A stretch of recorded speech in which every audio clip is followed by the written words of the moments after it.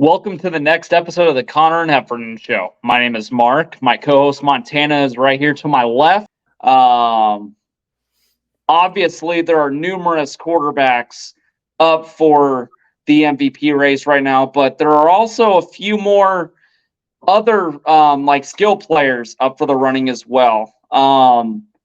Let's hear it, man. What's your top five in the MVP race thus far? So yeah, like you said, MVP race is very quarterback dominant. It always has been. That's just how that goes. You'll always see the top 3 to 4, sometimes even 5 be quarterbacks. But my list has one wrench that's thrown in. I will say we've talked about Tyreek Hill, great player. Spoiler alert, he's not in my top 5. He is in my top 10 list. We're not doing a top 10, we're doing a top 5, and he is right outside. But I'm going to go 5 down to 1. Coming at number 5 is Patrick Mahomes. Patrick Mahomes is a great quarterback. He's playing great. Being in the MVP race pretty much every single year shows just how great he is. He has not started the season great enough, in my personal opinion, stats-wise or even record-wise, to be at the top of the list, but he's absolutely in that number 5 spot for me, just because of who he is and what he's capable of doing every single week. So Patrick Mahomes is my number 5. Number 4, Christian McCaffrey. This is my wrench that's thrown into this system because, yes, we've seen running backs in that top 5, but I think this is a running back that is going to continue to climb. The only reason he's only at my number 4 spot is I want to see a little more consistency because we have seen him go down with injuries. We have seen things happen to his season, and it's still early enough for me that I want to see him continue that. So he's at my number 4 spot, but he is absolutely dominating every single game he plays. He is that San Francisco offense is that's a deadly offense. That's an offense. I think that is by far the best offense in the NFL. I mean, it is not even close. The plays they run, that is just a really skilled offense. And speaking of that, my number 3 spot is the quarterback, Brock Purdy. Talk about a player that just caught fire and just kept going. We've seen players come in, fill in for players that are down, have decent games, and then go back out. Brock Purdy is the starter. He solidified himself as the starter, and he's here to stay. And he's not only here to stay, he's here to be one of the top quarterbacks in the league.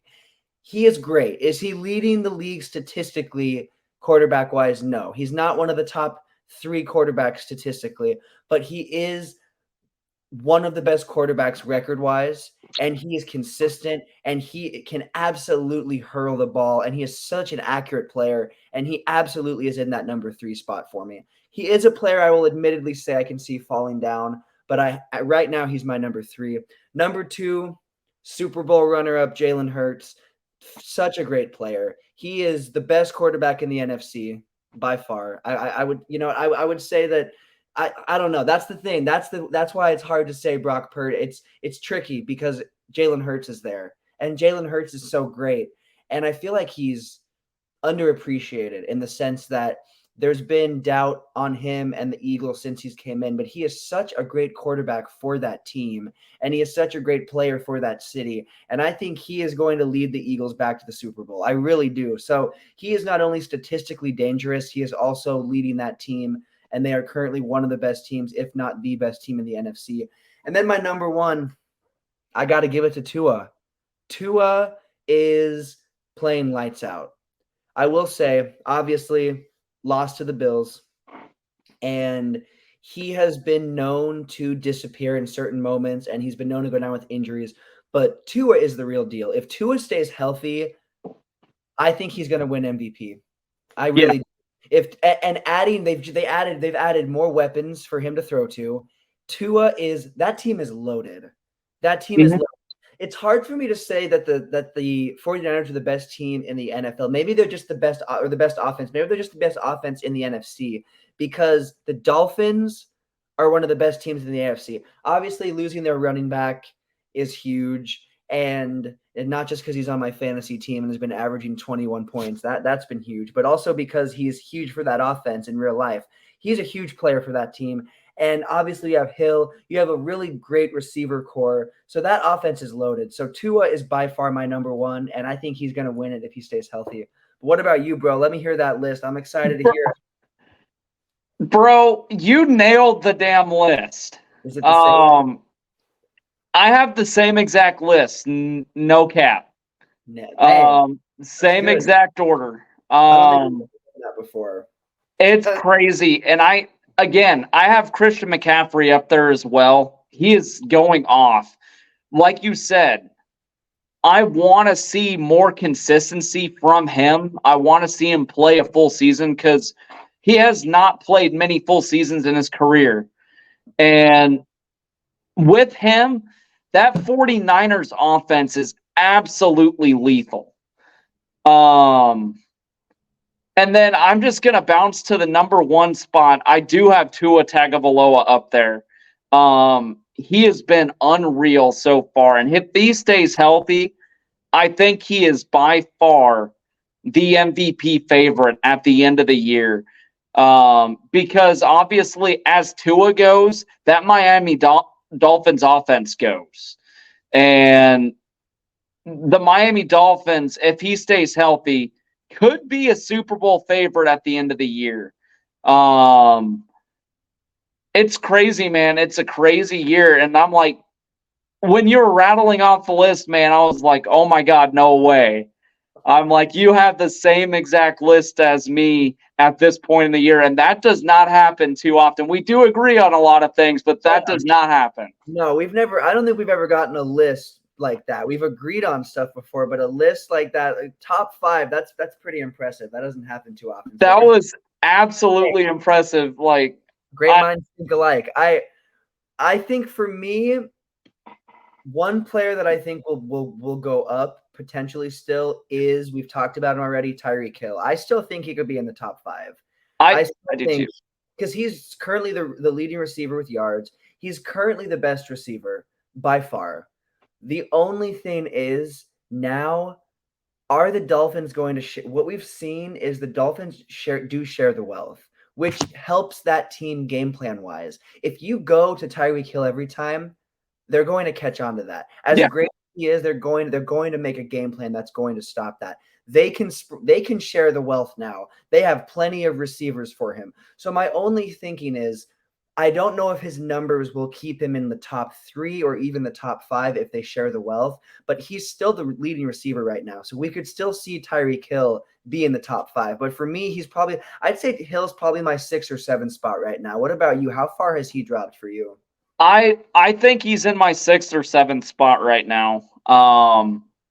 But if he continues to pad up his stats and he stays healthy and Tua stays healthy, I think he very well could find himself in the top 5 conversation in the MVP race. It's still early in the season. It's such a long season, bro. We got a long season to go. And before we end this MVP talk, I'm going to kind of throw another wrench in here. A player who I think can sneak up if he continues playing at the level he is right now. How about Jared Goff for the Detroit Lions? I'm gonna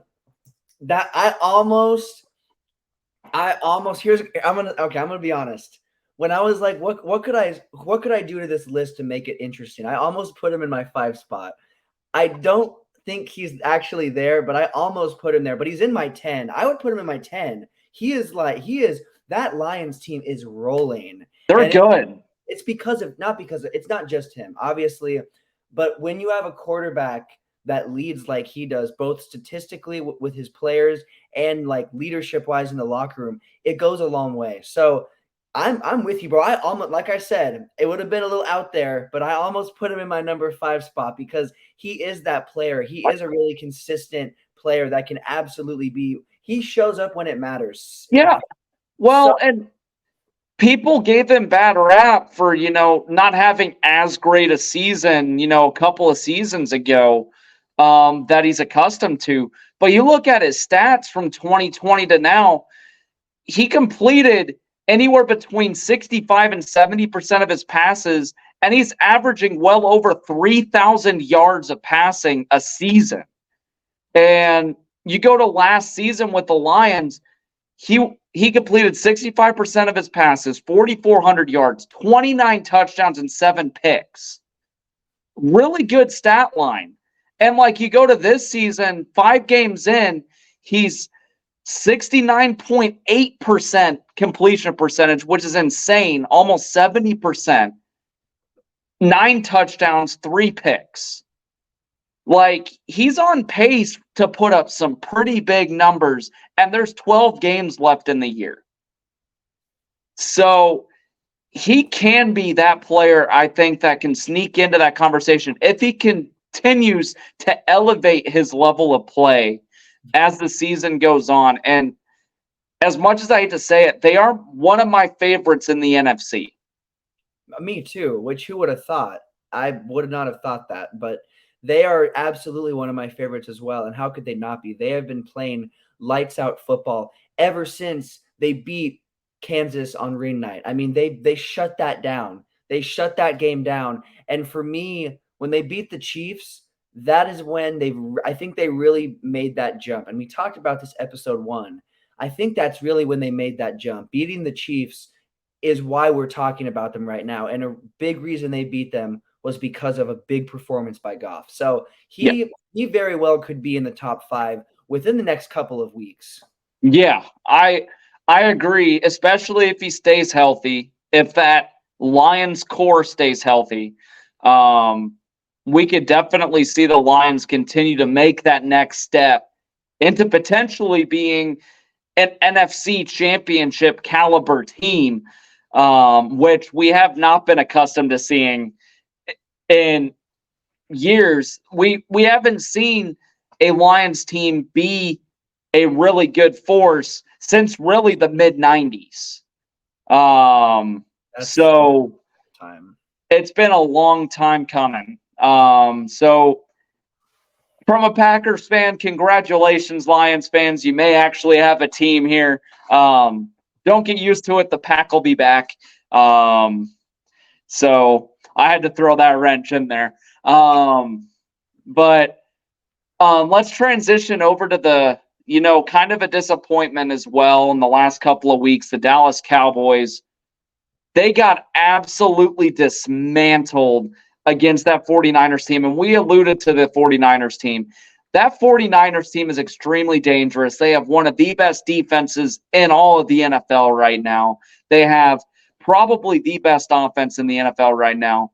But let's go to the Cowboys here. The Cowboys offense has struggled mightily. Dak Prescott is a turnover machine in the last couple of weeks. What has not gone right for this Cowboys team to not make that next step that everybody was accustomed, expecting to see, especially after shutting out the Giants in week 1? I mean, first of all, it was the Giants. I think that was a big thing that a lot of people overstepped with that, because as good as the Giants did last season, making it to the playoffs, having a little run, whatever, I get it. That really came out of nowhere. And we've seen plenty of teams that have had those little runs and then disappear the next season. And that's what that Giants team has done. So for me, that game didn't show me enough. If it was opening night, Cowboys versus Eagles, okay, a shutout. Okay, you're talking about that game? Then okay, yes. Yeah. No, it wasn't that. And their schedule was really simple to start the season for the first couple of weeks.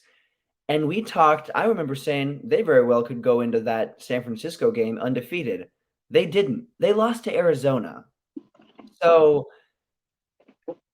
I think that Cowboys team needs a new quarterback. One, I think that defense is great, but they're missing some of their key pieces due to injury. And Micah Parsons was absolutely didn't do anything against the 49ers. But it's because they just knew what to do. They had a really good game plan for a player like him because he's so great.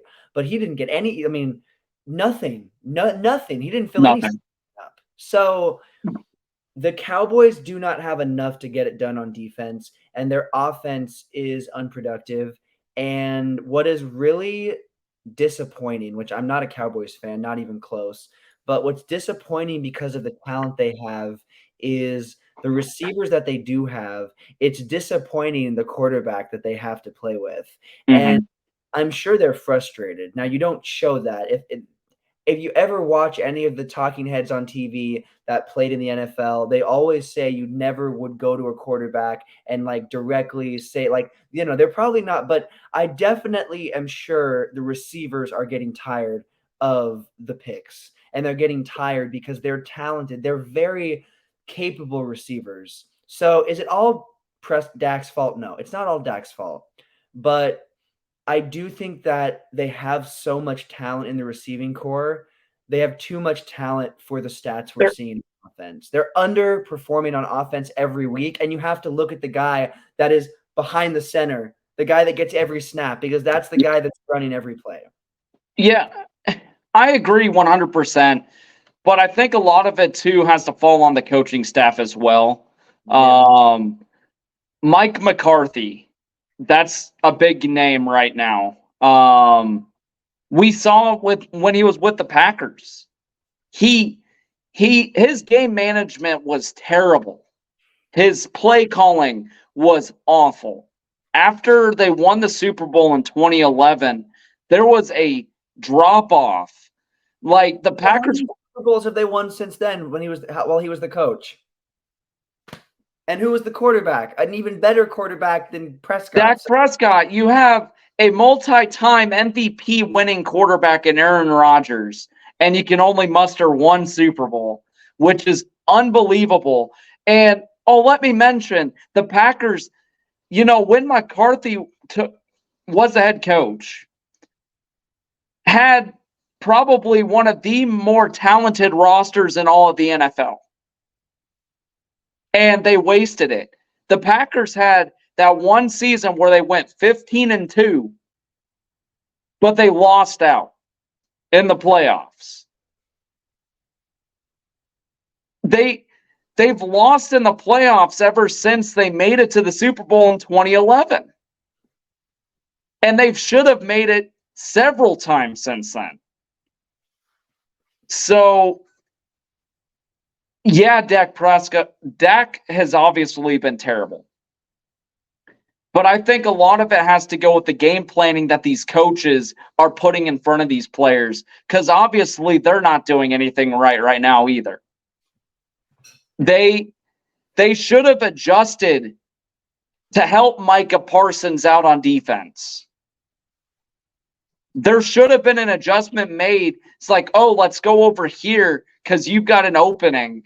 You can go make a difference. They didn't adjust at all. That game was just a complete lack of adjustment on their part. And the 49ers took care of it. So, I'm sorry, Cowboys fans, but the Cowboys aren't doing anything this year unless something changes, whether it be the coaching staff, or if they get a new quarterback under center. And I don't know what's going to happen first, because I've been hearing a lot of rumblings about Cowboys fans wanting McCarthy fired. And I'd be for it because they've had a couple of really good years with him, but he's doing the same thing that he did with the Packers and is fail in opportunities where you are favored to succeed. Yeah, that happens every single year with him when he's the head coach. So you'll have a great regular season, at least 10 wins, and then you'll go to the playoffs, and that'll be that. So we can both agree that is going to be the reoccurring stature of the Cowboys. As long as they have him as coach and as long as they have Dak as quarterback, it's going to be just the same thing. It's going to be a broken record. So they're not going to be able to make that next step. No, they're not. And they need to make that next step. And they are a team that is very, I don't know. I'm not going to say they're incapable, because they're a great organization with history, but they're very much currently incapable of making those decisions that need to be made. And I don't want to say this is going to come off the wrong way, but I honestly think that Jerry Jones, when he steps down, which unfortunately is probably not until he passes away, I think that is going to make a big difference. I think that Jerry Jones honestly gets in the way a lot of that program. Hearing it's annoying hearing about him all the time on those TV shows, but Yep. hearing about how involved he is, no other owner is like that. He is like another coach almost. He wants to be involved in all of this and all of that. And so I don't want to say I think he should be dead, and I think that, but that is probably when he's going to be done doing that. So I think that he is also a big part of it that is left out of it. I think that it's easy to look at the coach and the player, but I think that Jerry Jones also shoots them in the foot a lot with the decisions he makes and how Yep. involved he is. So it's a disaster. It's a circus. It's always been a media They're, circus. It's all I mean. they're way too talented for any of this to be happening at all. Like, They are. No, they are. I mean, I will say though, are they like they are? But their quarterback, I don't. I mean, he's. I don't want to do Dak slander. He's an above average quarterback in the NFL, but the decisions he's making week in and week out, even if they're winning games or competing in games, it when they come up against opponents that are real dominant forces, they're not winning. So, yeah, you might be pulling off a win against the Giants and shutting them out. But when you go up against the 49ers, a team you will see again at some point, yep. whether you like it or not, you get blown out and it's not even close. And I mean, I was hoping for a good game. I was really So hoping was for I. and it was the opposite. But speaking of games, Cowboys games, the next one they have up is no cakewalk either. They are going up against the 2-2 Chargers. Now, obviously, that record is not anything glamorous, but the Chargers are a really solid team, and they're known to sometimes having slow starts and then picking it up midway through the season. So let me hear it, bro. Cowboys versus Chargers this weekend. What's your prediction? Can the Cowboys win? Or are the Chargers going to come out on top and continue their season and build that success up? Can the Cowboys win? Yes, but will they? In my opinion, no. I think the Cowboys fall to 3-3. I think Herbert and the Chargers are going to get off to a pretty good start.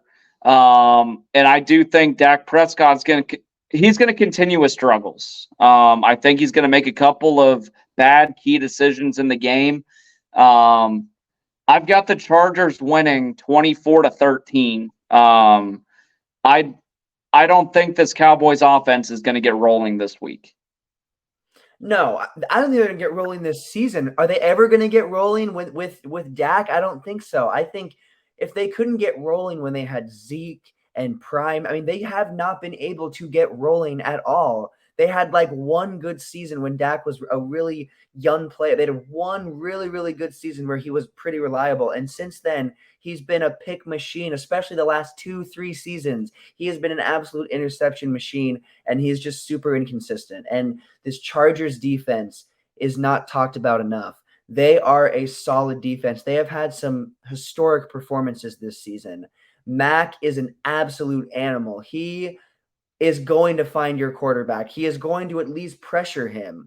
And when Dak goes up against a team that puts him under a lot of pressure, that's when he plays his worst. So I think Dak is going to throw at least 2 or 3 picks this week. I wouldn't be shocked if one of those bad boys is a pick six. I'm not going to lie. I wouldn't be shocked if we see at least 1 pick six, 3 interceptions on the week is my prediction. It's bad when you have to give interception predictions, bro. I'm not giving score predictions. I'm giving interception predictions right now. He threw what, 3 last week? Yeah, you can bet it. You can almost bet he's at least going to throw 1. I would almost bet he's at least going to throw 1 a game. Take it to your local Caesar sports book and place that, $5 bet. I'm confident, but I feel like I'm going to say that, and then he's just going to go on this historic run and not throw any more. Throw for 500 yards or something. Yeah. For real, no. But no, the Chargers defense absolutely is not going to let something like that happen. I'm going to be honest. I have this being another game where the Cowboys do not come alive at all. I do have them scoring 10, but on the flip side, I've got it being 28-10. I think Chargers take care of business. Is it a blowout where they have 40 plus? No, but 28-10, that's a sizable win. I think the Chargers are going to win.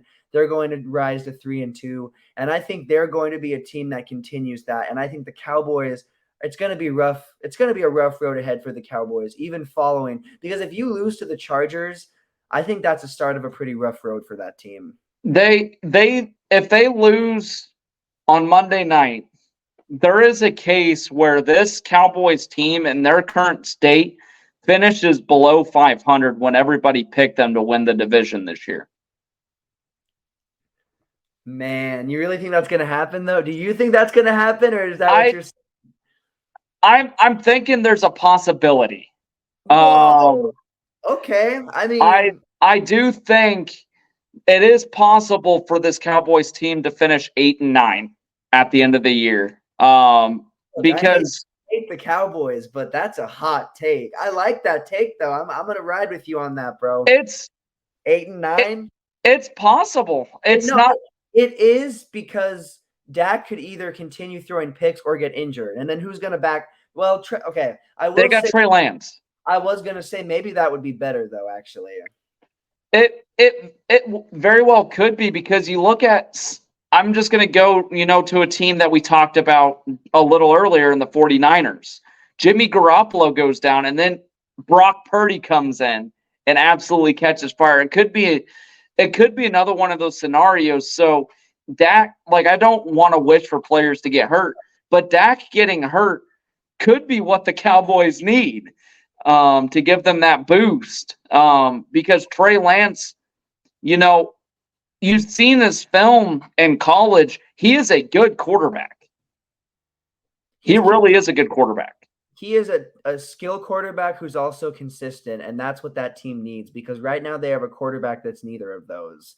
And again, I don't want to hate on Dak, and I'm definitely not wishing on an injury. And he's an above-average quarterback when you look at the stats he produces. Yes, he can throw for a lot of yards. He can throw for some good touchdowns. He'll have some pretty good plays, but the interceptions overshadow that. The inconsistencies overshadow that. The injuries overshadow that. And I just feel like for everybody involved, it's time for that to be done, for that Dallas Dak Prescott experiment to be over, because it hasn't worked. It hasn't worked. They haven't even made a Super Bowl. They haven't even made an NFC championship? No, they've come close, and they've had teams where they probably should have been in that position. And they can't. On paper, I know that, saying on paper means nothing when it comes to when games are played or whatever. But on paper, the Cowboys have one of the more talented rosters in the NFL, and they can't do a damn thing. Not a damn thing at all. And it's crazy. Obviously, we'll talk more on the Cowboys. Maybe they'll pick it up. Maybe they won't. Who knows? Like I said, if the Cowboys continue on this slide, there is a road for them to finish 8-9, 9-8, somewhere in there around 500. They can't continue on this path that they are right now.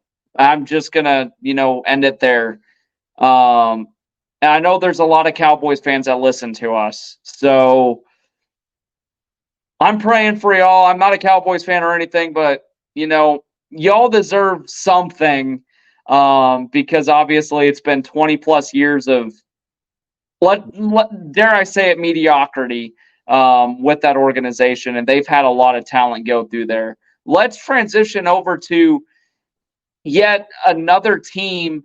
They were a dynasty back with Tom Brady was the quarterback. The New England Patriots. They are struggling mightily right now. And Bill Belichick was like, I've been a really good coach. I want to win without Tom Brady. He hasn't done very well at that so far. What do you think? Do you think it's because of Mac Jones? Is Mac Jones the one that's holding Belichick back from accomplishing everything that he wants as a head coach as far as winning without Tom Brady? Or do you think it's with Belichick himself? It's really tough, because I do think Belichick is obviously a fantastic coach who had success before Brady and has had some minimal success since having a Mac Jones and them. They had a little playoff success, but not much. I mean, They made it, but their record didn't really show that they made it, in my opinion. They haven't had any fantastic 12-plus win seasons since Brady. And even Brady's last season, it was going downhill for that team. So I think for me, Belichick is very stubborn, and he's not going to go away from that formula that won them so many championships. But you're not going to always find a Tom Brady. As a matter of fact, you're probably never going to find a Tom Brady again. Will you find a quarterback that is great and brings something else fantastic and amazing to the table? Yes, but you're not going to bring that longevity and that type of player probably ever again. We might not see that player again. A Tom Brady is a once-in-a-lifetime player. So I think Belichick wanted to stick to that formula of don't go for the star, don't go for this, don't build a team around whatever. And it doesn't work unless you have a player like Brady. So I don't think that it's not so much that Belichick is a bad coach or that he doesn't know how to win football games. It's solely the fact that he's a stubborn old man who needs to retire. Yep. That's it. I mean, that's all it is, because he's a great coach and he's been coaching for years. And I just think it's time for him to be done. And I do think he's going to retire. I think after this season, he's going to be done, because I don't think that there's any way they can turn it around. I think that the Patriots are honestly going to end up being one of the bottom two teams in the AFC. I wouldn't be shocked. I really wouldn't, especially not transitioning because we're still talking Patriots, but they play my Raiders. And as back and forth as my boys have been, we haven't talked about this yet. I think it's time to drop this, of course. We need to. The last game the Raiders played against your boys, my boys against your boys, I think that's the real reason you didn't want to do a podcast last week. You didn't want to have to talk about how my boys were going to win, man. Come on. Heartbreaking, dude. Why do you have to pull at my hearthrings like that, dude? I almost dropped that earlier. I almost dropped it earlier in the episode when you said that, when you talked about the Packers briefly, but I didn't. But no, the Raiders pulled that game off, but it wasn't pretty. My Raiders still don't look great. They just My Packers are not either. Yeah, exactly. I had a little bit of an advantage, but not by much. But the Raiders definitely look like a team that will beat the Patriots. With how the Patriots have been playing, I don't think they're going to be able to stop the Raiders. I think it could still be a close game. Like, I have it being a decently low-scoring game. I have it being like a 17-10 type of game, lower scoring. But I've got the Raiders pulling it off and winning that. But do you think that the Patriots can turn it around against, instead of the whole season, let's just look at this Raiders game. Can they beat the Raiders? Are they capable of keeping up with a really unpredictable and a really not great, kind of all over the place Raiders team? Can they keep up with a team that plays like that? I do think they can turn it around, because the Patriots roster isn't horrible.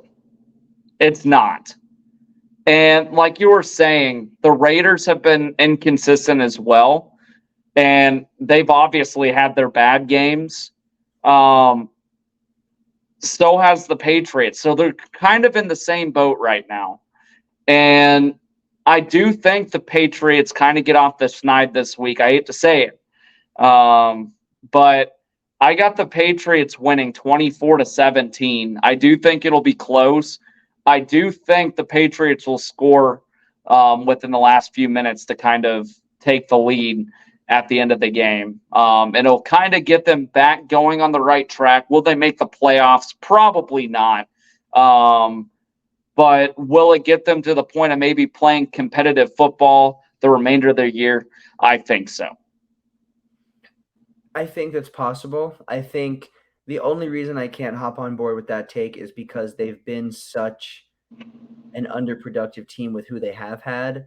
And they have had some injuries, and they have had some inconsistencies there and some issues with the depth and different factors there. But I don't think they're going to be able to beat this Raiders team, because I think this Raiders team has enough momentum from that last win to continue that. But I will say this, the Patriots defense very well could shut down that Raiders offense. That Raiders offense is, like, for who we have, it's underproductive as well. Yeah, we should be putting up 28 points a game, averaging 21, and we haven't touched. I don't know if we have not touched 20 every game. And again, you're not going to touch 20 every game, but we've not touched 20 most of our games. Yeah. We've underperformed. So I see your flip side there, and honestly, it could end up like that. I think we have the momentum. I think we have the slight advantage, but who knows? Maybe that Patriots team can flip it, at least in this game. I think it's it. I think that's the looking forward, Belichick wise, I think I don't think there's anything else there. No, I don't think there's anything else there too, but the big reason why I do have the Patriots winning is I do think their defense is a top 10 defense in the league right now. They are really good, and I do think they can stop Garoppolo and that offense. And I do think that defense will make a couple of key plays to give Mac Jones a shorter field, so to speak, to work with. The Patriots cannot afford to get backed up deep in their own end against that Raiders team, because the Raiders team is also opportunistic. So it'll be an interesting game. You've got two teams who are still trying to find an identity. So, yeah, I think it'll be a decent, close, lower-scoring game for the most part. I think whoever wins is going to score a field goal or touchdown within the last, few minutes of the game. And that'll clinch. It'll be a lot like last week when the Raiders played the Packers. And, yeah, the Raiders kind of sealed that one. So, again, it'll be interesting. Obviously, we'll talk more, next episode as far as, the Raiders and the Patriots go. Let's transition over to some college football now. We've got some big college football matchups going on this weekend. The headlining matchup this weekend is the Oregon Ducks, who are number 8 in the country, 5-0, against the number 7 Washington Huskies. And the winner of this game could very well be in the top 4 when the next rankings come out. What are your thoughts, man? I think this has the potential of being a very high-scoring Pac-12 matchup. And it's in the afternoon, too, so it's not a Pac-12 after dark game. So that'll be cool. Oh, yeah. No, this is probably one of the most hype games of the season for me. And I'm not even a fan of either of these teams. But Oregon has played lights-out football. Washington has played they've both played lights out football this season. They wouldn't be in the top 10 if they haven't. With how competitive college football is now, you have to give it your all every single game, even against some nameless teams. And they have played great football against all the teams. And they've even in Oregon's case, they've even shut up some of the hype surrounding Colorado, which was huge. And that was a big deal because the hype train was way out here. The hype train had left the station before everything had actually gotten through, before the undefeated seasons, before the championships. The hype train with the celebrities and the coverage, that had left the train a little too early, I will say. Yeah. And Oregon did a great job of being the team to do that. And I think for me, that's the game when I was like, whoa, this team, I mean, they played great on all ends. They have played great, consistent football the whole season. Yeah. On the side, Washington is a great team who will always compete no matter – it doesn't even really matter if they're a team that's ranked like they are this season. They'll always compete no matter what. But I'm going to be honest. I've got to give it to Oregon. I think it's going to be a high-scoring game. I think it's going to go until the final whistle. I think it's going to be maybe not a final drive type of game, but it's going to come down to the wire. Mm-hmm. I've got it being a high-scoring matchup where we see Oregon's quarterback bolt his way up to the top of Heisman voting. I think that this is going to be a game where he goes off and he's not going to dismantle the Washington defense because they're going to put up a fight, but he's going to put up a show, and it is going to be a 42-35 game. That is my final, and that's a high scoring matchup. Yeah. Both who's going back and forth like that, rapid fire the whole game. That's a high scoring, but I've got it being that. I've got it being exactly that, a rapid fire back and forth game where we see two offenses go head to head and two defenses be right there too. Yeah, that prediction's really good. I think this Oregon team is legit. Their defense is really good. I'm going to give the edge to Oregon here. It might go down as the best game of the season when all is said and done. Give me Oregon 52-45 on Saturday afternoon when that game ends. The next game we're going to talk about is USC and Notre Dame. And I'm just going to start talking about USC a little bit. Their defense has struggled mightily for as much talent as they have. And dare I say it, the offense has kind of struggled a little bit too in their last 6 quarters played. What are your thoughts on this USC team? Do you think they come out on top against Notre Dame, or do you think Notre Dame has enough to potentially pull off a top 10 upset at home this weekend? Honestly, I don't even know if I would consider this game an upset in the sense of looking at the team side by side. Notre Dame's a better team top to bottom. Side by side, top to bottom. Yes, they don't have Caleb Williams, and he has put up some insane performances.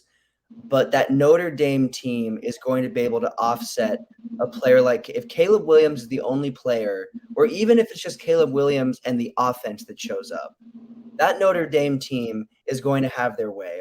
And USC has had a great season, but I don't think they're making the playoffs. I really don't. I really don't have them making it that far. Are they going to have a pretty decent bowl game? Sure. But they've got Notre Dame. And then they have Utah. They're currently ranked number 16. Then you've got a little nice game against Cal. But then you've got number 7 Washington. Will they still be 7 at that point? I don't think so with a loss to Oregon, but they'll still be in the top 25. And then right after that, you have number 8 Oregon, who by that point will probably be in the top 4. And then number 18 UCLA, which is the only one that might be knocked out completely of rankings by then. But either way, they are not going undefeated for the rest of the season. No. As a matter of fact, I think they're going to at least drop 3 of those games. I really do. I really think they're going to have a little bit of a drop off. And it's no hate to Caleb Williams because he's by far, I think he's the best quarterback in college football right now. Do I think he'll win the Heisman? No. Again, I'm giving the edge to Oregon. I'm giving the edge to that quarterback, but I still think that Williams is a top quarterback, a top talent. They have a top talent offense, but that defense is going to get dismantled by any number of the teams I just named off. So forget this game. I mean, yeah, this is the game we're talking about, number 21 Notre Dame, but you have to worry about all those other games. And this is just not a team that beat Arizona 43-41. I'm not giving them an edge over a team like Oregon or even a team like Utah. Or a team that almost blew a lead to Colorado. Yeah. I'm sorry. They weren't going to blow it. We knew they weren't. We knew they weren't going to blow that because Colorado is just not that good. But at the end of the day, they almost still did because they're that team and their defense is that bad. So against Notre Dame, I still think it's going to be a game. It's not going to be a blowout by any means. I will say I don't have it being a Washington-Oregon high-scoring type of game, but I do have it breaking the 20s.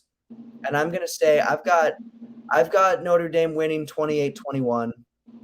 I've got it being, again, the score is going to be close, but the game is going to be farther than what the score shows. I think we're going to see Notre Dame come in and knock USC down. Yep. I couldn't agree more.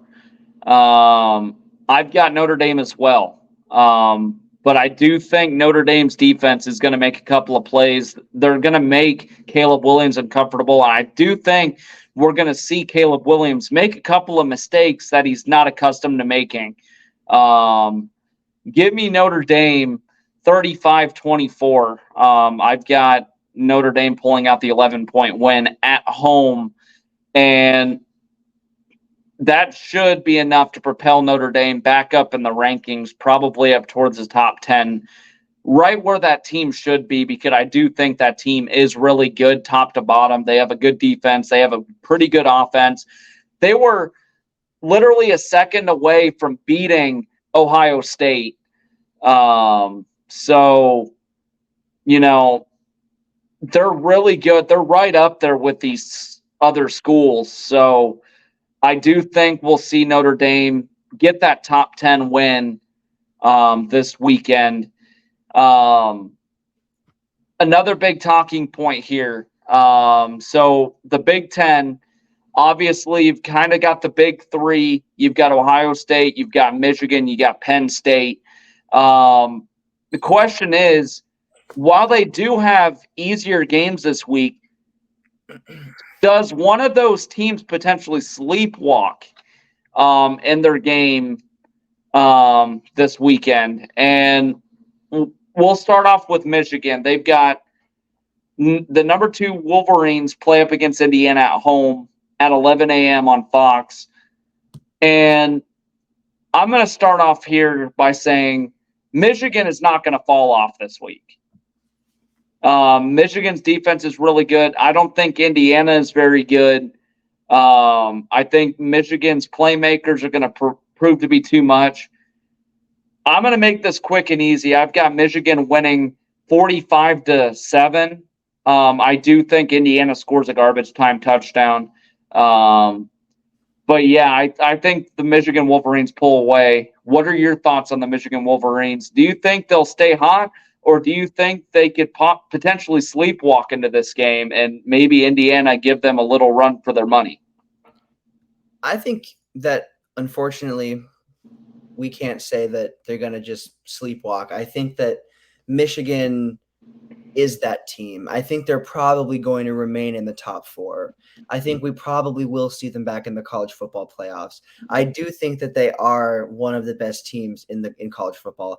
And we talked before, we weren't hating on them or talking trash, but we were talking before and kind of saying, honestly, you know, they're not – we were talking how we could beat them. And of course we said that we couldn't make these mistakes and do this and do that. And we made those mistakes. Exactly. They did that. So had we not done that, we probably would, it would have been a closer game because we wouldn't have made those mistakes. So it's still a valid point. But what I will say is this: had they not beat us, I would be saying, yeah, they're a team that's down. They're a team that's this, but no.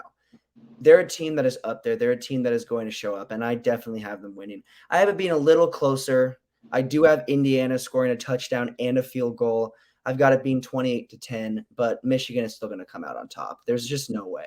Yeah, that's a good one. I do think Michigan's going to provide to be too much for Indiana. Indiana's obviously not on that level. In fact, they might be on the level below Nebraska right now,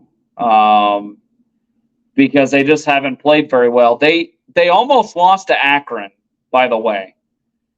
And that was one of the more crazy games that I've ever watched, because Akron's quarterback looked like the Heisman favorite in that game. He was running all over the place. So, yeah, I think Michigan's offense can give Indiana trouble.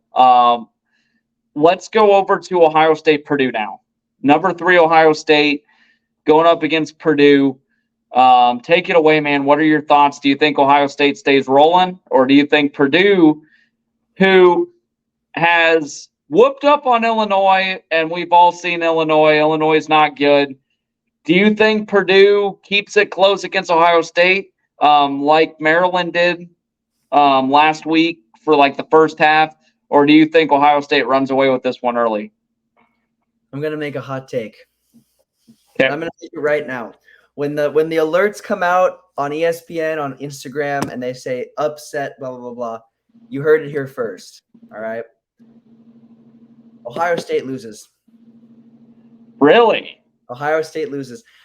I'm going to make this claim. I feel pretty confident about it because Ohio State, out of the 3 teams we're talking about, to me, Ohio State is that team that has the most inconsistencies and that isn't quite that top caliber Michigan N team.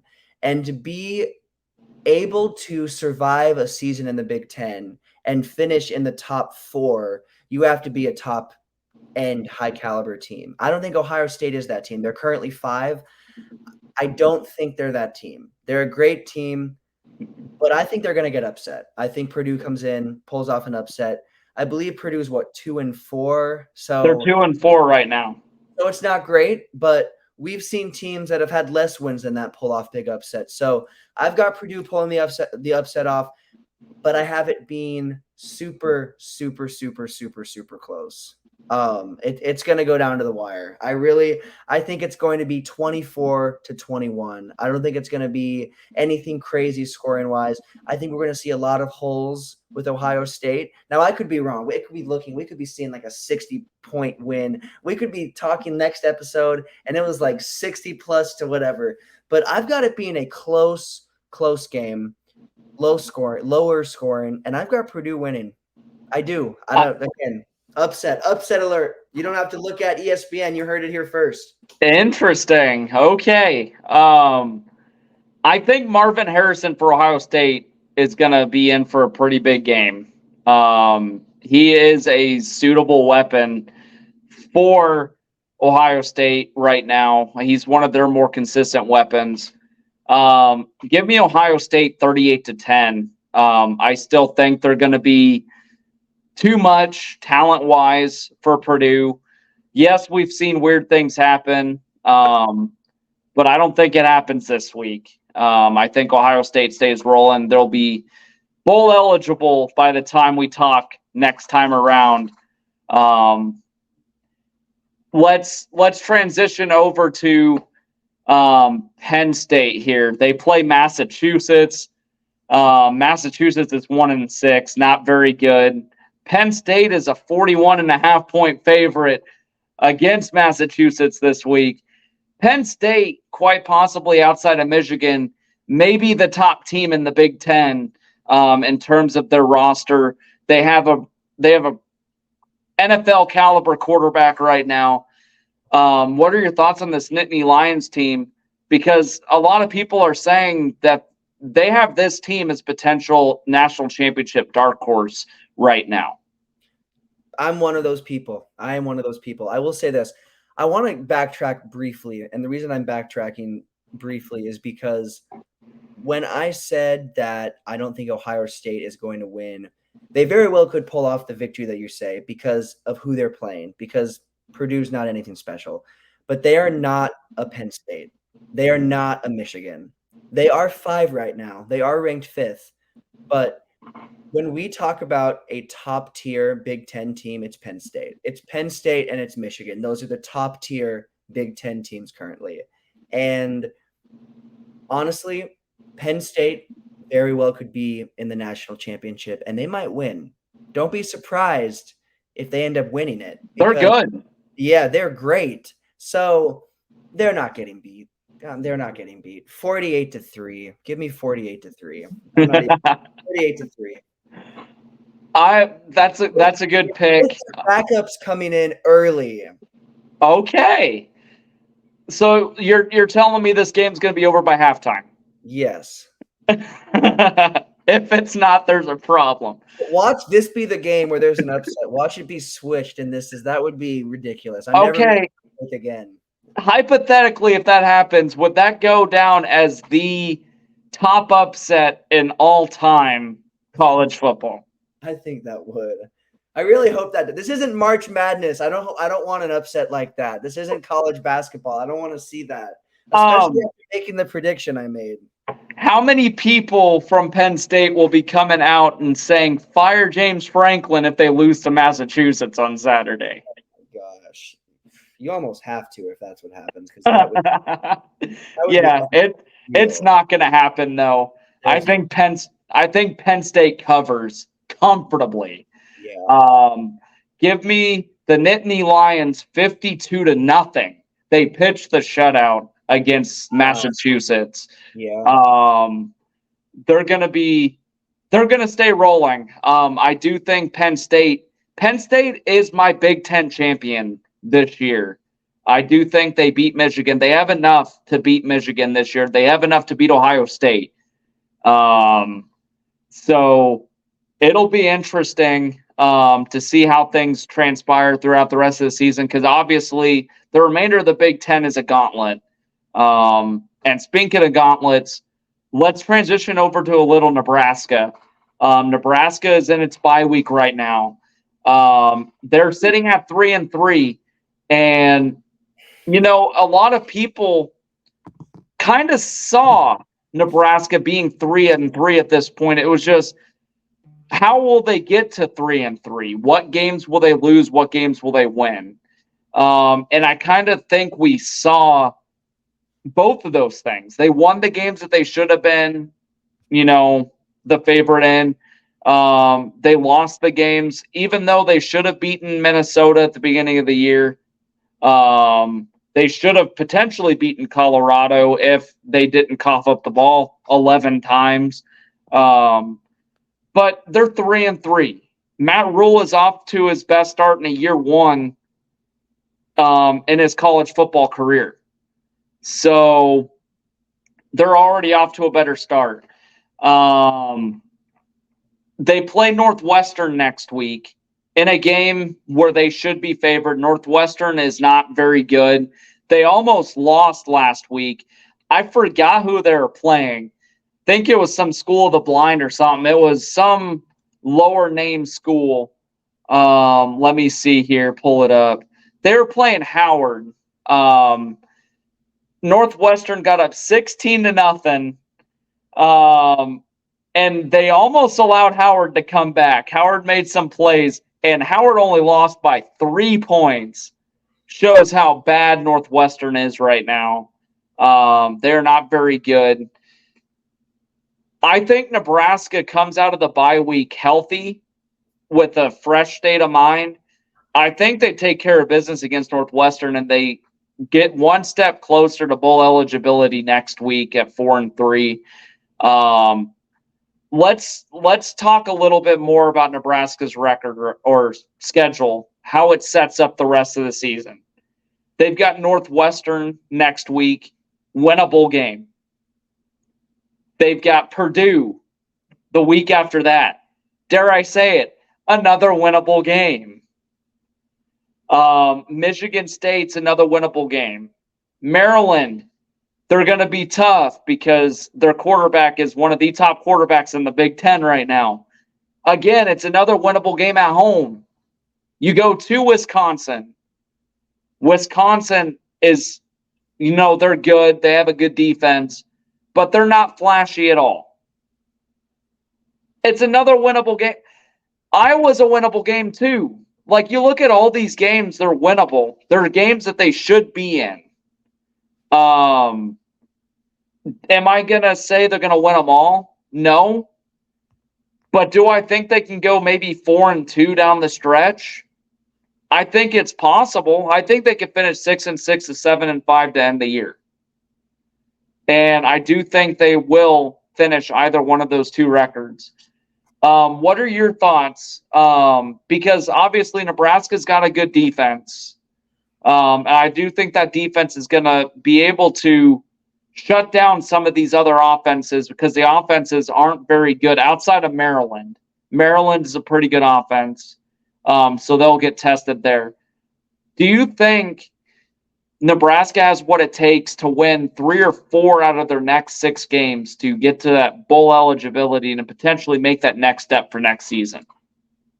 Without a doubt. I think a lot of these games are really winnable. Northwestern is extremely winnable. Purdue is extremely winnable. These are the only games that I will say I can potentially see being tricky, and not that there won't be winnable, but maybe a little more up in the air for me at the moment would be Iowa and Maryland. Those are the 2 games out of our schedule remaining where I'm like, I can see those games being dropped, but we should absolutely win the rest out. And who knows, what if we just go on a run? What if we go on a run? You never know. If we start off hot and win 3 games in a row, starting with Illinois, going to Northwestern, and then Purdue. If we go on that run, we very well could continue that. So you never know what we could see. You never know. I think we're going to be 4-2. Yeah. The Big Ten West right now is wide open. Absolutely wide open. You've got Wisconsin, who's 2-0, Iowa 2-1, Northwestern 1-2, Minnesota 1-2, Nebraska 1-2, Purdue 1-2. Like, nobody is running away with it right now. And like, you ask me after Colorado, is Nebraska going to win the Big Ten West? Absolutely not. But they took care of business against Northern Illinois. They took care of business against Louisiana Tech. They got bounced around by Michigan, but what teams outside of Penn State are going to get bounced around by Michigan? Like, everybody. So you get past, a tricky Friday night against Illinois in Champaign on a short week, take care of business. The defense played a damn near perfect game. And they came out with a 13-point win, and they were a 3.5-point underdog on the road.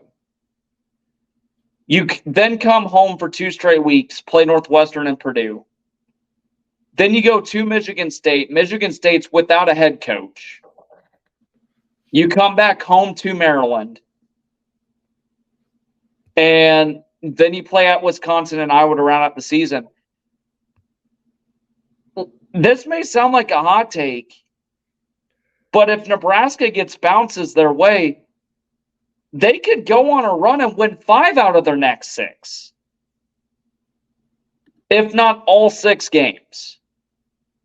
If the defense plays up their caliber, if the offense can do just enough. Because this team, I was talking to a couple of other Husker buddies, and I'm like, this team gives me the vibe of that 2009 Husker team that had a really good defense, but their offense was damn near anemic. Couldn't do anything.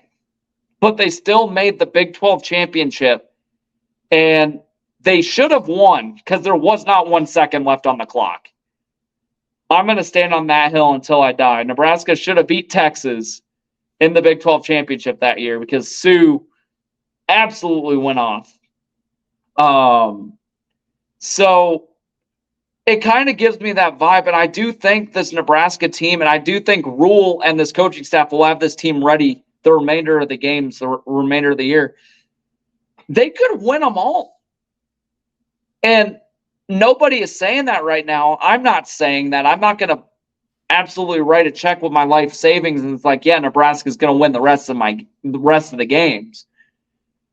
But can they go 4-2, 5-1? Yes. I do think they're going to be in that position to potentially, they're obviously going to win the games that they should. But I do think they're going to pick off one that they probably shouldn't. And I do think that game is probably against Wisconsin. Because we all know what Iowa is right now. Iowa has no offense. Their defense has struggled at times. They're not as good as they have been in recent years. So it's going to be interesting, man, to talk about this team as the season progresses. Because I do think within the next few weeks, we could potentially be talking about a bowl-eligible Nebraska team. Something that we haven't seen in 6 years. And we're going to be seeing that in year 1 under Matt Rule.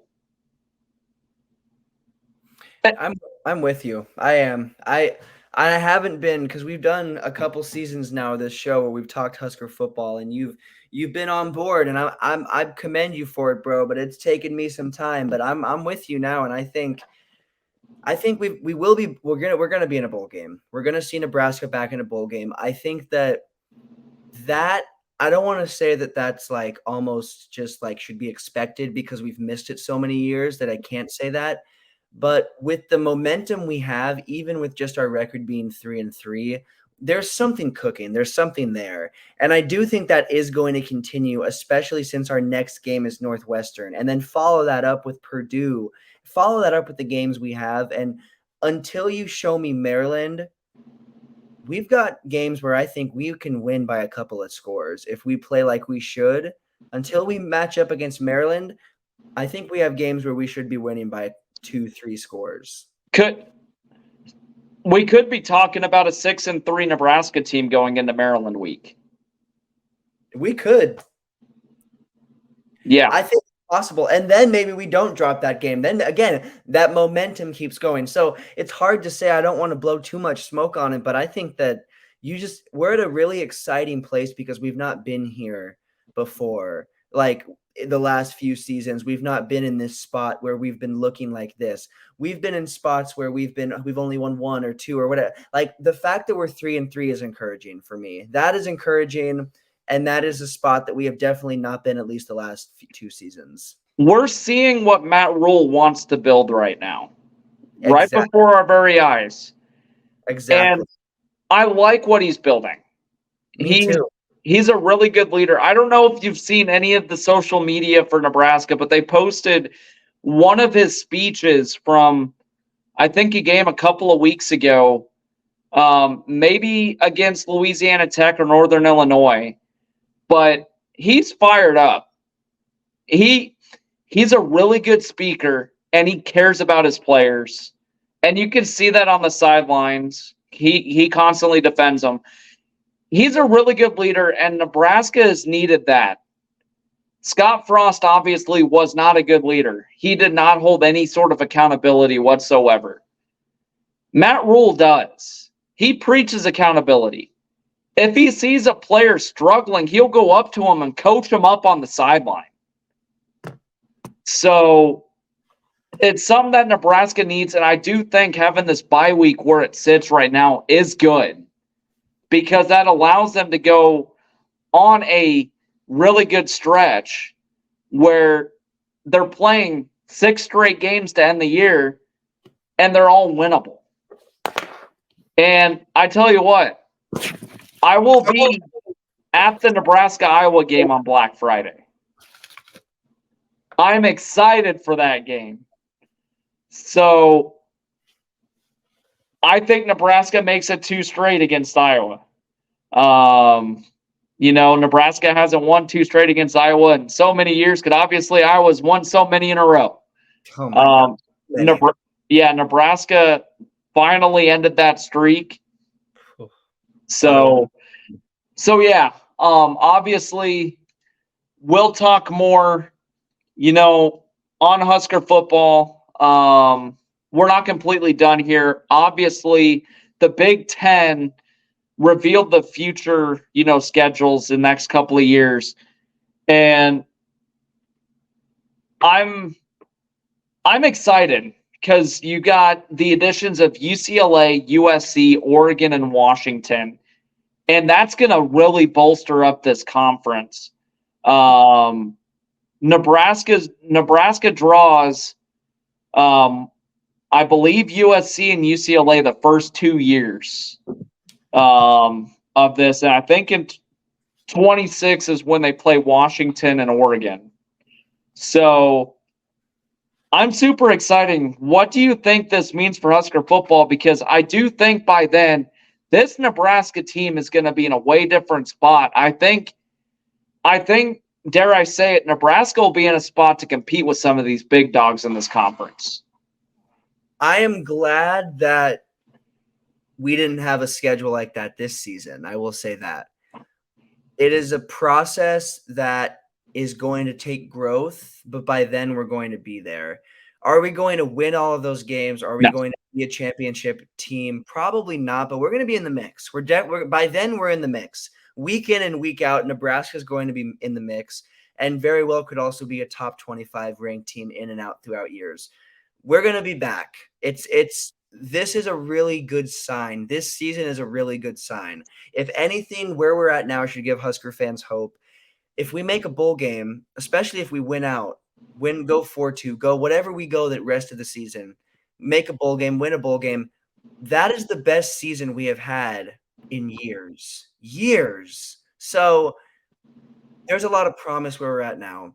There's a lot of promise where we're going. Those teams we're playing are going to be highlight matchups, and I am super, super excited for them.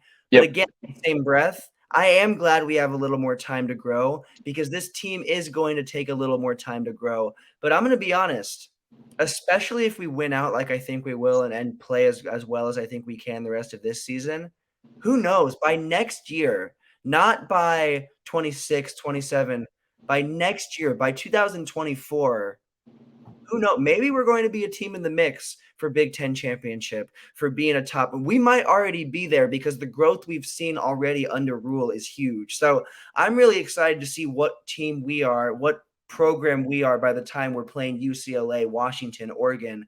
That's going to be really exciting. I think we're going to see a whole different program. And I do think it is going to still be under Rule. Yeah, I do too. I think, and Rule's already said it. He wants to be here. And he's mentioned it. He's like, Lincoln, Nebraska is a great place for me to raise my family. It's amazing. What a great place. What a great place to live. It's such a great place to live. It's such a beautiful city. And I tell you what, I think Rule, this may sound like a hot take, but I think he's going to be Nebraska's coach for the next 10, 15 so years. I think so too. Because we need consistency. I think as long as we have Trev Alberts as our athletic director, Rule's going to stay at the helm of Nebraska football, especially if they keep improving. Which is where he should be. That's exactly because that's the program builder. That's what we need at this point of Husker football. We need the program builder. Yeah, absolutely. And I do think we're going to see this team improve year after year after year. And I do think we'll get to the point where all the hype is going to be away from Colorado and all the hype is going to be back on Nebraska's, like, Nebraska's back to being a top 10 team. I do think Nebraska is going to get back to that point. I do think Nebraska will be back to a point of being in the conversation for being in what will be the 12-team playoff for the national championship. So they will be in those conversations again. When will it be? I don't know. But I'm kind of willing to say this. I do think those conversations will start within the next 3 or 4 years. Same. Me too. Especially if recruiting stays hot, because this staff has done a really good job at recruiting players. And if they can keep winning, the recruiting is just going to improve because you're going to get some big name talent coming into Lincoln and wanting to play for a leader like Matt Rule. So yeah, I'm really excited for the future of Husker football. And it's been a while since I've been excited. I've been super depressed the last 6 years with this team, not knowing what to expect, expecting to get, the teeth absolutely kicked in by a team that we probably shouldn't get our teeth kicked in by. It's been tough. It's been a tough road, but like I said, we are seeing we're seeing the blueprint that Matt Rule wants to put into Nebraska, and we're seeing, they don't have the offensive personnel that they want right now, but they have made an adjustment to help the personnel that they have. They're not going to be an option team, say, next year or the year after that.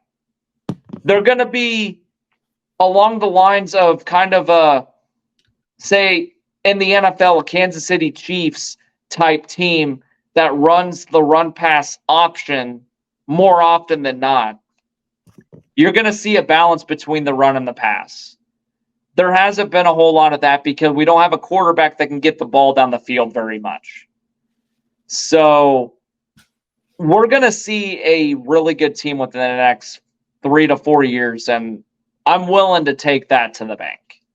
Me too. No, I'm with you, bro. Every point you just made, I'm with you on. I do think we are going to see this team make that next step. And it's not going to be 5, 10, 15 years. It's within the next few. I think, yeah, we'll see a really good, dare I say it, and potentially top 10 team back in Nebraska, and I'm really hyped. And they will be in the mix to win some of those big time matchups again. So it'll be a breath of fresh air for sure. Obviously, we'll talk more on Nebraska athletics. Obviously, as we get through the remainder of this football season, as we get into basketball season, because obviously that's about to tip off here this month. For some, it's coming. So started. Regular season's like less than a month away now. Yeah, absolutely. You're seeing college teams getting their preseason workouts in. So it's that time, man.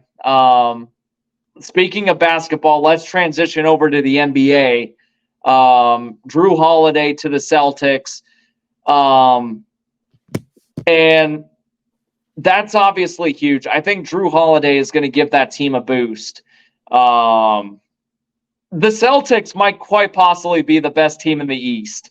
I'm going to go down that rabbit hole. The Celtics are going to be tough for anybody. JRue Holiday obviously averaged 19 points a game, 5 rebounds, 7 assists. He had a field goal percentage of almost 50%, which is really good. He's a good point guard. He can command the floor very damn well. What are your thoughts on JRue Holiday to the Celtics, and what boost do you think this gives to the Celtics organization? I mean, I'm going to be honest. I was like, okay, yeah, the Bucks gave up some of their depth, but they're still the best team because they have Dame. But now that JRue Holiday is a Celtic, and another factor in this whole thing that I don't want to hold too closely because this could not last too long, but Porzingis is going off in the preseason. Yeah. Yes, the preseason. This is New York Porzingis.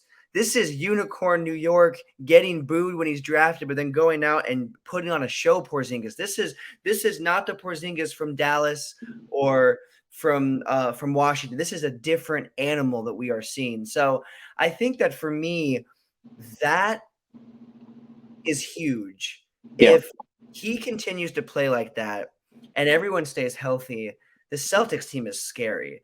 And yes, giving up some of their depth, giving up some draft picks, doing this, it was the word. There's some draft picks swapped within the trade, but I don't know if it was there. It's whatever. Either way, draft picks were swapped. Some players were swapped, obviously, from the Celtics over to the Trailblazers.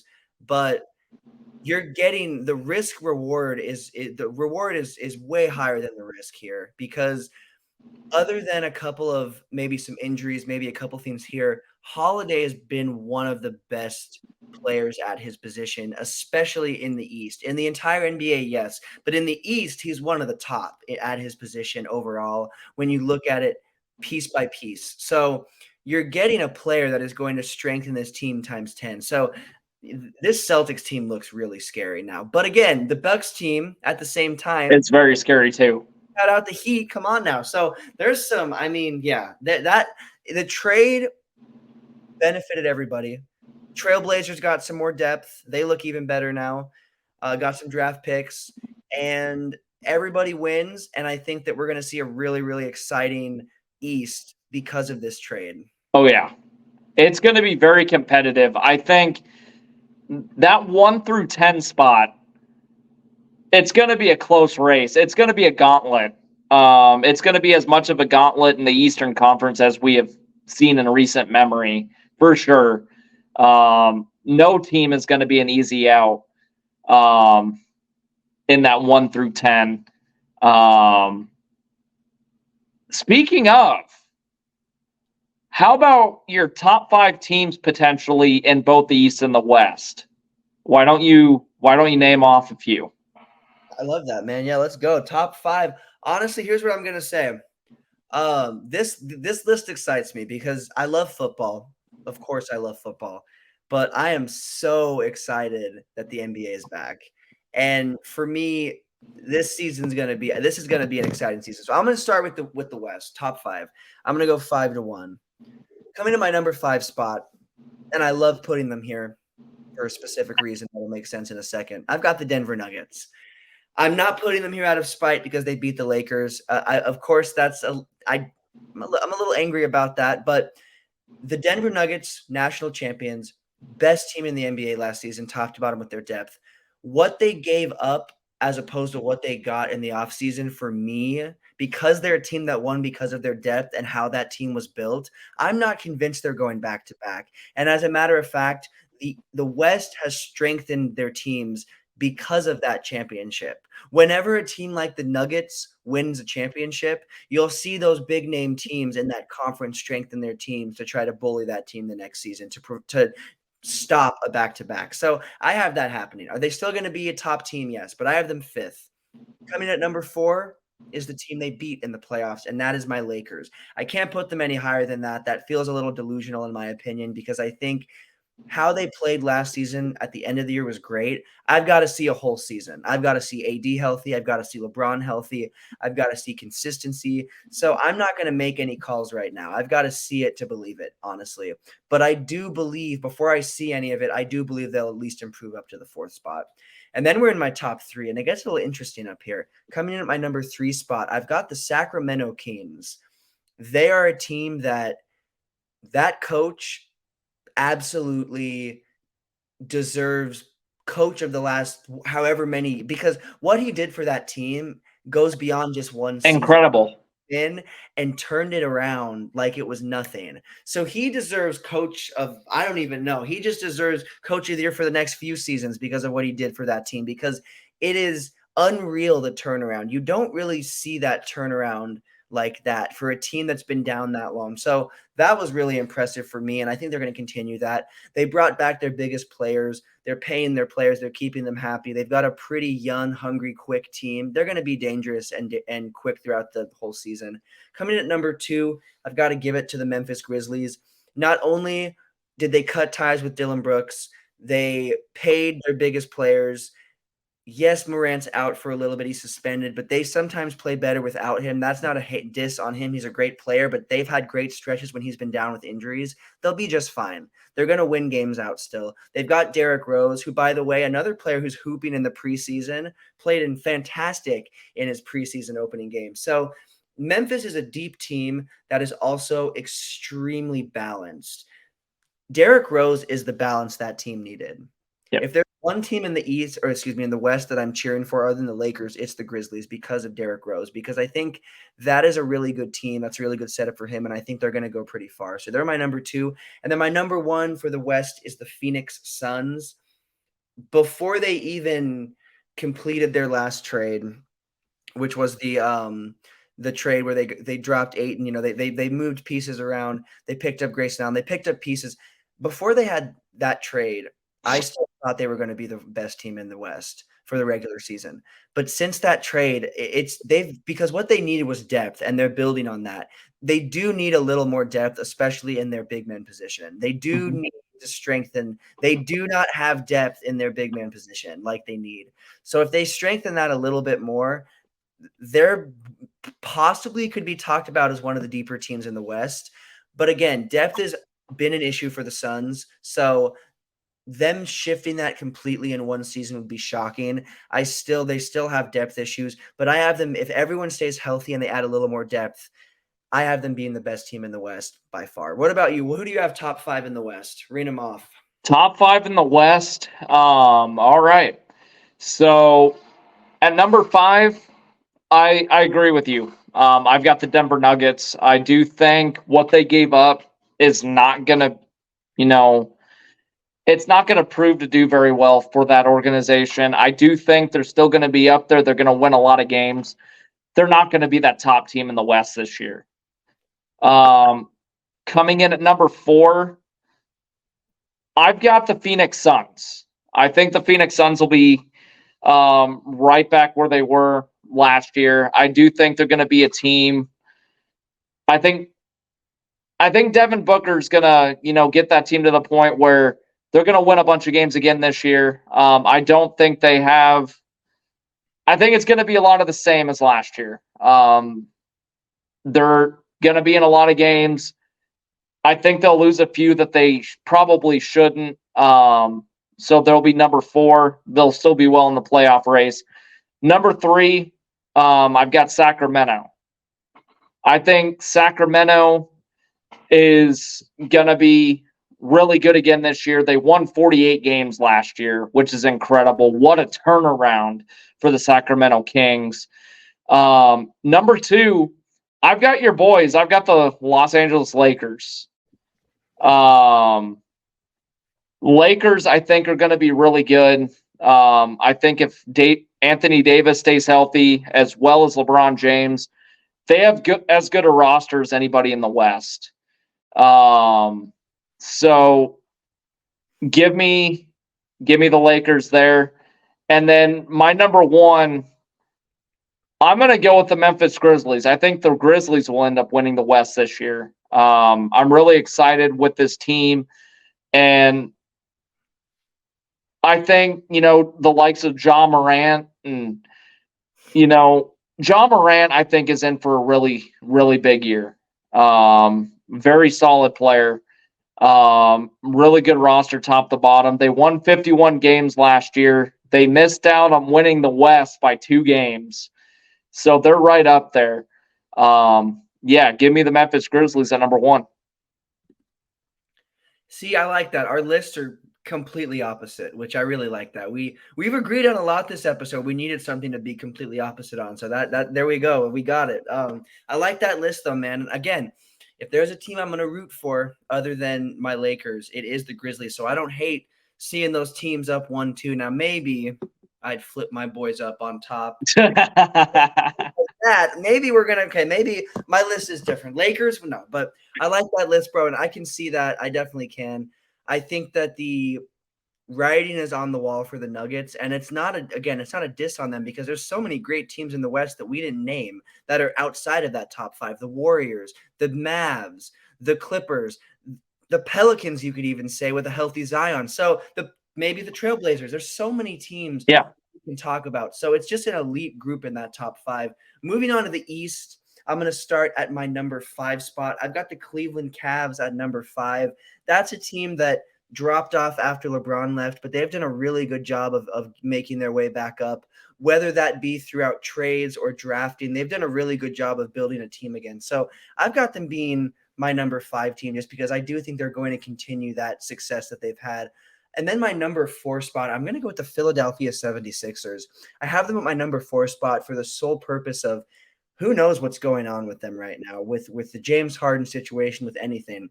Is James Harden going to suit up for them? I think so, but he's maybe going to suit up with the fat suit on. He might throw the fat suit on and show up to practice a little late, and he might not. We might see – I think I've maybe said this on this show before. I know I have my NBA show. I saw his last game – story time really quick. I'm not going to take up too much time, but I saw his last game as a Houston Rocket before he went to the Nets. I drove.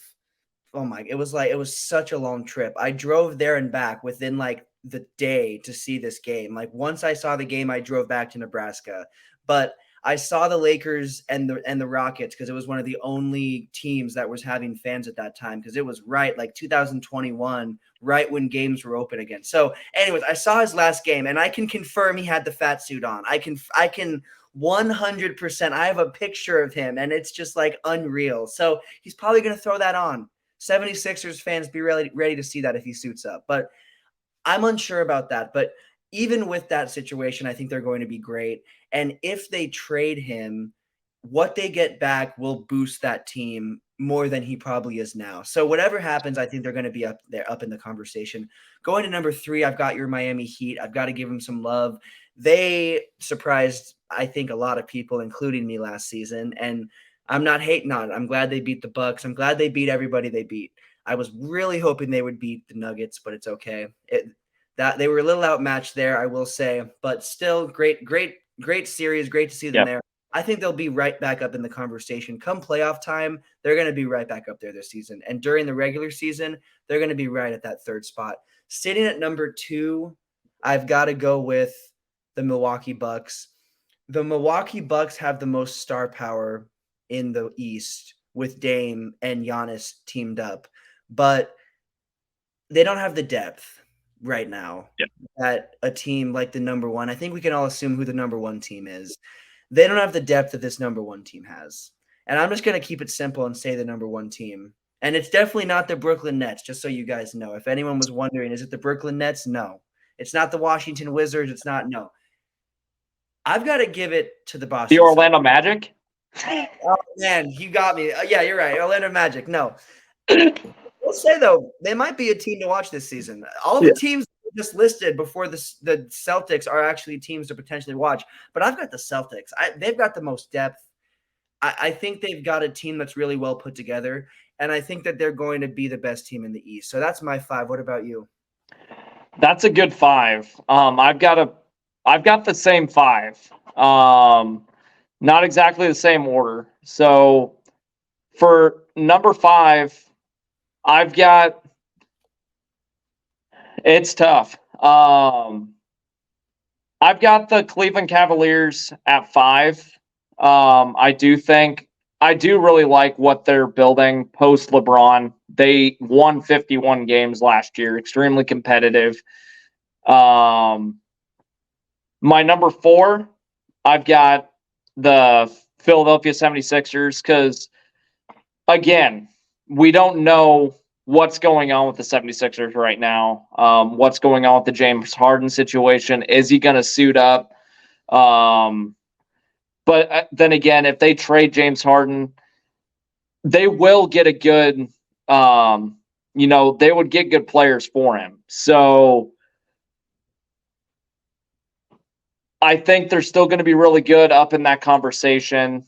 Number 3, I agree. Miami Heat. I think the Miami Heat, again, are going to be up there. They made it to the NBA final last year up against the Nuggets. Extremely bummed on how that series transpired, but I do think this Heat team, I think Spoelstra is one of, if not probably the best coach in the NBA right now in terms of his career and what he's built in terms of undrafted NBA talent. Because what he's done with undrafted talent's incredible. Number 2, again, we're on the same page again. Milwaukee Bucks. They don't have the depth. Yeah, they have the most star power in the East as far as Giannis and Dame goes. Again, the depth is going to hurt them a little bit. And then number 1, clear cut. Oh, yeah, Orlando Magic. Yeah, I'm just kidding. Boston Celtics. Boston Celtics with JRue Holiday at point. They've got a lot of depth. I think the Boston Celtics are going to be the favorite out of the East to potentially win the NBA championship this year. I think that roster is that good. I don't think the East is going to be a runaway at all. I think it's going to be very competitive, but I do give the edge to the Celtics just based on the talent that they have and the talent they acquired in this offseason for sure. Yeah, I mean, I'm definitely with you. I think the NBA is going to be really exciting this season because I think this is the most equal star power we've seen between conferences. I think that we're seeing a really exciting time that we've maybe not seen before in quite some time. I shouldn't say ever, but in a while. I mean, I can't remember the last time we've seen such an even playing ground. I mean, this is a really even field among both conferences, 1-8. Really, any team could make a run. So it's really exciting. I don't know about you, man, but I'm ready for it. I'm ready for those highlights during the winter. I can't say those cold winter months because it's not too cold out here in Hawaii, but during those winter months, I'll think about the cold weather, pulling up some basketball highlights, and it'll take me back. You know what I mean? Yeah, I'm ready, man, and I'm also ready for those headlines at the end of the NBA season saying the Orlando Magic win the NBA championship. If that happens, I think hell froze over or something. It'd be something weird. Yeah, I agree. But yeah, I am super excited for the NBA season. I think it's going to be very, very hotly contested. We should see some pretty big storylines coming out. And we'll talk more on the NBA as we get closer to the season starting. It's getting close. So, yeah, we'll have a lot more to talk about. Let's talk briefly and kind of end on the Major League Baseball. Couple of we were recording. Yeah. Couple of major teams out right now or on the verge of getting out. You've got the Dodgers who got knocked out. Which I did not see the Dodgers getting knocked out in the first round of the Major League playoffs. Then you had the Orioles, who won the American League East, get swept up against the Rangers. And I think right now the Braves and Phillies are playing right now, are they? Braves lost 3-1. So the Braves are in danger. Braves are out. They lost. The Braves are out? Oh, my God. The Braves are out. It's Phillies moved on. Oh, my God. So you got the 4-seeded Phillies, the 6-seeded Diamondbacks in the NLCS, and then you've got the 5-seed Rangers and the 2-seed Astros in the ALCS. Oh my God. So I'm really glad it's like that. I'm hype because I didn't have any team. My team wasn't in it anyway. The Yankees can never get it done. So the Yankees can never win enough games to make it. So, and your team, obviously, we both are in the same, we're cheering for whoever we cheer for now. So, yeah. I will say this. I've been to a couple Rangers games, so just for that sole fact, I'm going for the Rangers. But I think the Astros are going to win it all. The Astros are the best team out here. When you look at it, when you look at who is going to win it all, I do think it's them. But with all the upsetting, all the teams that have came out of nowhere, you never know. I mean, looking at that Rangers Astros series, who do you think is coming out, bro? I think now that we're transitioning to a 7-game series, we're going to really start noticing the lack of depth in the Rangers bullpen. I think the Astros are going to get to that bullpen quite a bit. I've got the Astros winning the series 4-1. I do think the Astros win it in 5. I'm with you on that. I don't think, like you said, the series is extending, and I don't think the Rangers, we're going to see that lack. And I'm just glad again, I've been to a couple of Rangers games. They're fun games to go to. It's a really cool stadium. But we're going to see them get not exposed, because I think, like you said, that's a really well-known issue. So I think that's what we're going to see. And then looking over a series that's a little more interesting, I think this will be a little closer, in my opinion. Diamonds, Phillies. Who do you have coming out from that one? The Phillies are red hot right now. The Phillies offense is borderline unstoppable right now, as we saw in that Braves series. And the Braves have really good pitching, but the Phillies just feasted the entire series. I've got the Phillies in a sweep over the Diamondbacks. 4-0. Wow. Okay. I've got it being a little closer. I will say I do have the Phillies winning. I have the series being a little bit closer, just for the sole purpose that I will say this. It's not going to be closer game-wise. I don't think it's going to go to a final game in the series, but I do think that the Diamondbacks will at least get one. Because of the run they've been on and who they are as a team, they're tough. They're a pretty decent team. I think they're at least going to get one, but I do definitely have Phillies. So we both have the same finals. We both have Astros and Phillies. And what do you think, bro? What's your prediction? It can't be called way too early because it's coming up. So who do you think's Phillies, Astros? Who is it, bro? I've got the Phillies in 6. Ooh. I really do like the Phillies team. Bryce Harper's red hot right now. Their pitching is red hot. I don't think the Astros repeat as champions. Give me the Phillies winning their first World Series in a while.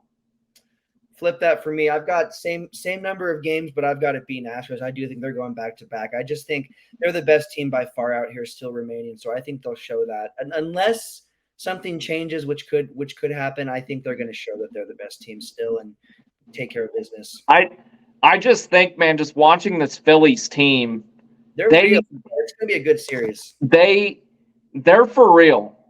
Yeah, they are for sure. Bryce Harper's bat is red hot. That whole offensive batting lineup for the Phillies is dangerous right now. And I do think they're gonna feast on the Diamondbacks quite a bit in the NLCS.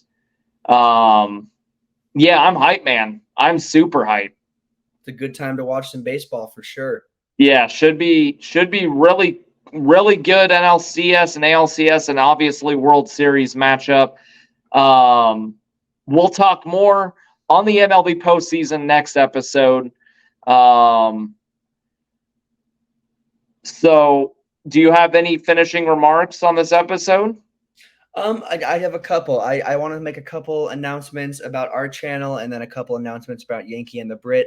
First of all, if you're watching us on Yankee and the Brit, make sure you look at the description of the video, and there'll be the link to the full video. Even if you've already watched it, you've watched what you want to watch, go to that link, hit us with a subscription. We're trying to grow our channel while also growing Yankee and the Brit. So hit it with a subscription. And then 2 announcements about some stuff that I'm doing with my podcasts. Purple and Gold Zone is returning the week before regular season begins. I don't know exactly if that's – I think it's in 2 weeks. That's when that is. I'm not entirely sure.